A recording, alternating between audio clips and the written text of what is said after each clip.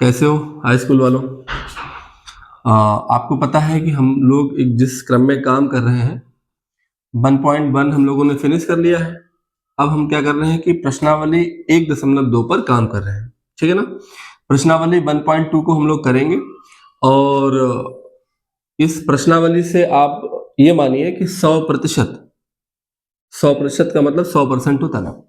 100% इस प्रश्नावली से एक प्रश्न हर बार परीक्षा में आता है, हर बार आता है। इस बार जो होगी 2026 में, इसमें भी आएगा, ठीक है। तो लगातार धीरे धीरे काम करते रहिए। धीरे धीरे रे मना धीरे सब कुछ हो, माली सींचे 100 घड़ा ऋतु आए फल होए। धीरे धीरे निरंतर प्रयास करते रहिए और सफलता आपको 100% मिलेगी, है ना। चलिए, हमारे पास एक प्रश्न है कि सिद्ध कीजिए कि √5 एक अपरिमेय संख्या है। तो हम लोग यहाँ क्या करेंगे, चूंकि ये सवाल थोड़ा थ्योरेटिकल होता है और यह प्रश्न बच्चों को बड़ा कठिन लगता है समझने में। दो बातें याद रखना, जैसे पीछे के वीडियो में मैंने बताई हैं बातें। मैंने ये कहा कि जो परिमेय संख्याएं होती हैं उनको P/Q के रूप में लिखा जा सकता है जहां Q is not equal to 0 होता है। और अपरिमेय संख्याएं क्या होती हैं, ऐसी संख्याएं जिन्हें P/Q के रूप में नहीं लिखा जा सकता, वह क्या होती हैं, अपरिमेय संख्याएं। जैसे √5 कैसी अपरिमेय संख्या है।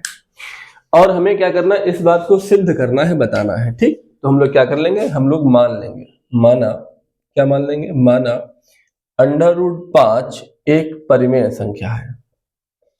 क्योंकि हम लोग खूब जानते हैं अच्छे से यह अपरिमेय है, तो ऐसे सवालों को लगाने के लिए गणित में एक विधि है जिसका नाम होता है विरोधोक्ति विधि, कंट्राडिक्शन मेथड।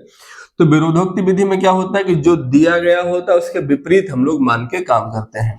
तो क्या हमने माना, हमने माना कि माना √5 एक बच्चे कैसी संख्या है, एक परिमेय संख्या है। अच्छा, जो संख्या बेटा परिमेय होती है उसको हम लोग कैसे लिखते हैं, हम लोग लिखते हैं कि √5 बराबर P/Q। अच्छा, जहां Q is not equal to क्या है, 0 है। जहां Q is not equal to क्या है, 0 है। तथा P और Q कैसी है, सह अभाज्य संख्याएं हैं, सह अभाज्य संख्याएं हैं, ठीक है। उसके बाद यहां पर आप लिख दीजिए, हम जानते हैं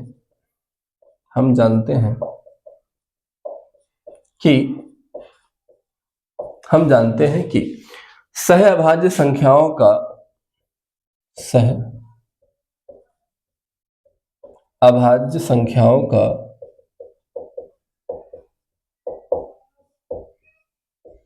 उभयनिष्ठ गुणनखंड 1 होता है। उभयनिष्ठ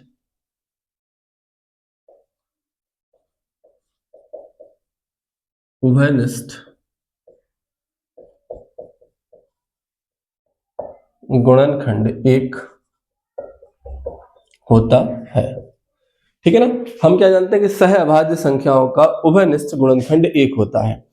अब मतलब क्या है कि ऐसी कोई दो संख्या जिनका मासा निकाला जाए, वो मासा कितना है, 1 आए, तो वो क्या कहलाती हैं, सह अभाज्य संख्याएं कहलाती हैं। इस बात को हमने याद रखना है, ठीक है, ओके।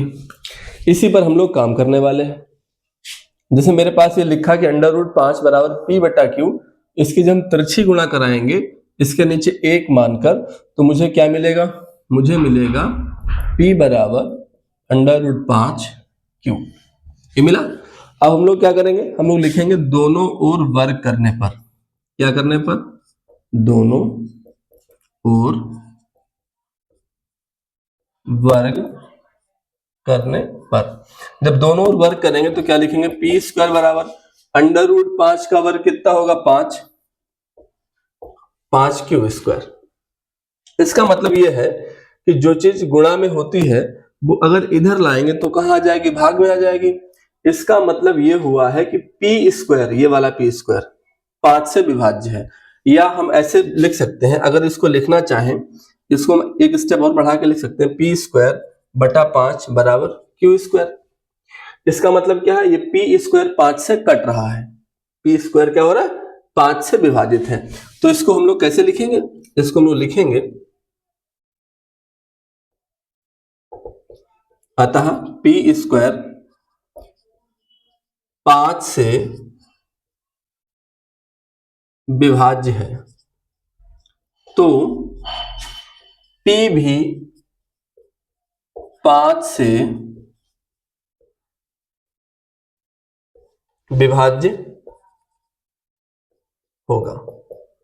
अगर P स्क्वायर 5 से विभाज्य है तो P भी 5 से विभाज्य होगा। तो हम लोग क्या करें, यहां पर एक और बात मान लें, हम ये मान लें कि जो P जो बराबर है वो किसके बराबर है, P बराबर है किसके, 5R के बराबर है। ये वाली समीकरण आप एक मान के चलिए।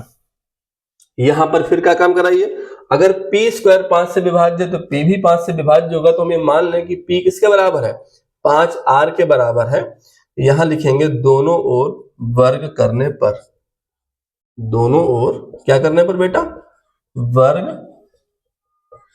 करने पर। इसका मतलब क्या हो जाएगा, P स्क्वायर बराबर 5 पंजे में 25 R स्क्वायर। अगर इसका दोनों ओर वर्ग कराएंगे तो क्या मिलेगा मुझे मिलेगा P स्क्वायर बराबर 25 R स्क्वायर। ये जो समीकरण 1 है तो हम लोग क्या लिखेंगे, समीकरण 1 से क्या लिखेंगे हम लोग, यहां समीकरण 1 से, जब समीकरण 1 से की बात करेंगे तो P स्क्वायर बराबर कितना है, 5Q स्क्वायर है। इस P स्क्वायर की जगह पर, इस P स्क्वायर की जगह पर ये वाला मान रख दो, तो हम लोग क्या लिख देंगे, इस P स्क्वायर की जगह पर क्या लिख देंगे हम लोग, 5Q स्क्वायर।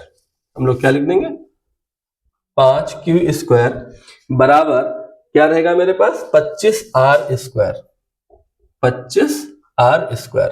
ठीक है ना। अब जरा देखो, Q स्क्वायर बराबर ये 5 गुणा में है, इधर जाएगा तो कहां पहुंच जाएगा, भाग में पहुंच जाएगा, तो 25/5 R स्क्वायर, 5 पंजे में 25। Q स्क्वायर बराबर कितना मिलेगा, 5 R स्क्वायर मिलेगा। अगर ये 5 हम लोग इधर लाना चाहें तो कहां आएगा, भाग में आएगा। इसका मतलब ये हुआ है कि Q स्क्वायर 5 से विभाज्य है। Q स्क्वायर किससे विभाज्य है, 5 से विभाज्य है, तो Q भी 5 से विभाज्य होगा। अतः Q स्क्वायर 5 से विभाज्य है, तो Q भी 5 से विभाजित होगा। तो Q भी बेटा क्या होगा, 5 से विभाजित होगा। ठीक है। हम लोग यहाँ क्या देख रहे हैं, हम लोग देख रहे हैं कि P भी 5 से विभाजित हो रहा है और Q भी 5 से विभाजित हो रहा है। और हमने माना क्या, हमने ये माना कि P और Q सहअभाज्य संख्याएं हैं। P और Q का उभयनिष्ठ गुणनखंड 1 होना चाहिए। और यहाँ पर हमारे पास P और Q का उभयनिष्ठ गुणनखंड कितना बेटा आ रहा है, 5 आ रहा है। तो हम लोग क्या बोलेंगे, हम लोग बोलेंगे P तथा Q का उभयनिष्ठ गुणनखंड, उभयनिष्ठ गुणनखंड 5 प्राप्त हो रहा है, 5 प्राप्त हो रहा है। और जबकि हमने माना था कि P तथा Q सहअभाज्य संख्याएं हैं, हमने माना था कि P तथा Q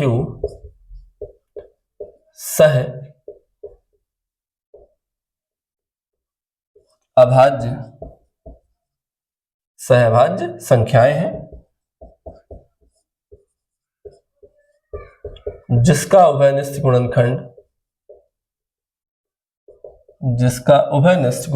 1 है, जिसका उभयनिष्ठ गुणनखंड 1 है, जो कि हमारी मान्यता के विपरीत है, जो कि हमारी मान्यता के विपरीत है। अतः √5 एक अपरिमेय संख्या है। एक कैसी संख्या है, अपरिमेय संख्या कुछ नहीं बेटा, ये थ्योरेटिकल क्वेश्चन होता है और आता जरूर है, गारंटी के साथ आता है, 100% आता है, जरूर आएगा। इसलिए कोई भी इस प्रश्न को लेकर यानी पूछ सकता है कि सिद्ध कीजिए √2 एक अपरिमेय संख्या है, √3 एक अपरिमेय संख्या है, √7 एक अपरिमेय संख्या है।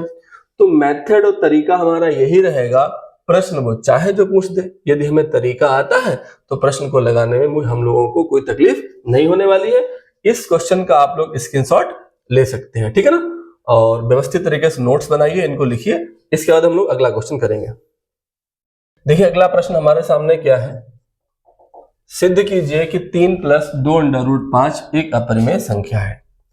इस सवाल को भी हम लोग कैसे लगाएंगे, विरोधोक्ति विधि से लगाएंगे, कंट्राडिक्शन मेथड से इसको लगाएंगे। हम लोग क्या करेंगे बेटा, मान लेंगे, माना 3 + 2√5 एक कैसी संख्या बेटा है, एक परिमेय संख्या है। और जबकि हम सभी लोग जानते हैं बेटा ये वाली संख्या दे रखी, कैसी दे रखी, अपरिमेय दे रखी है, अपरिमेय है भी, लेकिन हम सिद्ध करेंगे तो पहले इसके विपरीत मान के चलेंगे। ये लाइन हमेशा लिखेंगे, माना 3 + 2√5 एक परिमेय संख्या है, ठीक है। अतः 3 + 2√5 बराबर P/Q, या आप ऐसे लिखिए P/Q बराबर 3 + 2√5। इसका मतलब ये हुआ है कि P/Q 3 को इधर लाइए तो प्लस का है तो माइनस का हो जाएगा, क्या हो जाएगा, 2√5, ठीक है ना। तो इसके बाद ये वाला जो ये अंक है 2 कहाँ है, उधर है, इसको भी हमें इधर ही लाना है। तो हम लोग यहाँ क्या कर लेंगे, इसमें Q हम लोग ले लेंगे एलसीएम। तो मेरे पास यहां पर क्या बन जाएगा, P माइनस यहाँ क्या बन जाएगा 3, और क्या बन जाएगा Q, ठीक है ना। और ये वाला जो 2 है, ये वाला 2 जब इधर लाएंगे तो कहाँ आएंगे, गुणा में आएगा, ये बराबर क्या हो जाएगा, √5। आप देख पा रहे हैं ये पूरी जो व्यवस्था है किस रूप में लिखा है बेटा, ये अंश बटे हर के रूप में लिखा है, यानी कि P/Q के रूप में लिखा है ये, ठीक है।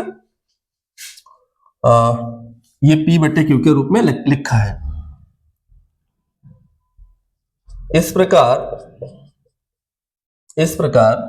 P - 3Q बटा 2Q का रूप P/Q के जैसा है, जहां Q is not equal to 0 है, जहां क्या है, Q is not equal to 0 है। परंतु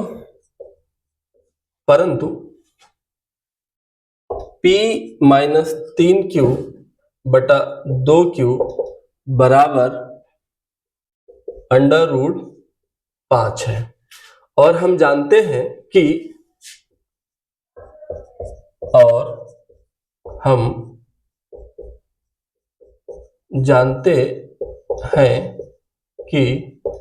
√5 एक कैसी संख्या है, अपरिमेय संख्या है, अपरिमेय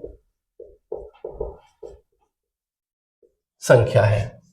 √5 कैसी अपरिमेय संख्या है, ये अंश बटा हर के रूप, ये परिमेय अपरिमेय के बराबर नहीं हो सकता। अपरिमेय संख्या जो है वो परिमेय संख्या के बराबर नहीं हो सकती, और हम जानते हैं कि √5 एक अपरिमेय संख्या है, और ये वाली किस रूप की है, एक परिमेय जैसा इसका रूप है। तो परिमेय और अपरिमेय कभी भी बराबर नहीं हो सकती, क्योंकि परिमेय संख्या इज नॉट इक्वल टू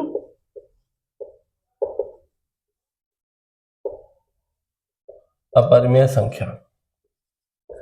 इस प्रकार 3 + 2√5 एक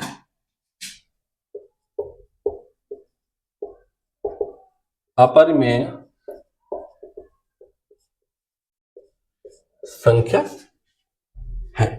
ठीक है, इस तरीके से हम ये वाला प्रश्न करेंगे। तो आप देखेंगे आपकी जो प्रश्नावली में अन्य जो प्रश्न है वो सब इसी तरह के प्रश्न हैं। कोशिश करिए आप सवालों को रटिए नहीं, फॉर्मेट को समझिए, और ये जो प्रश्न है आप इस प्रश्न को अपनी नोटबुक में नोट कर लीजिए अच्छे से।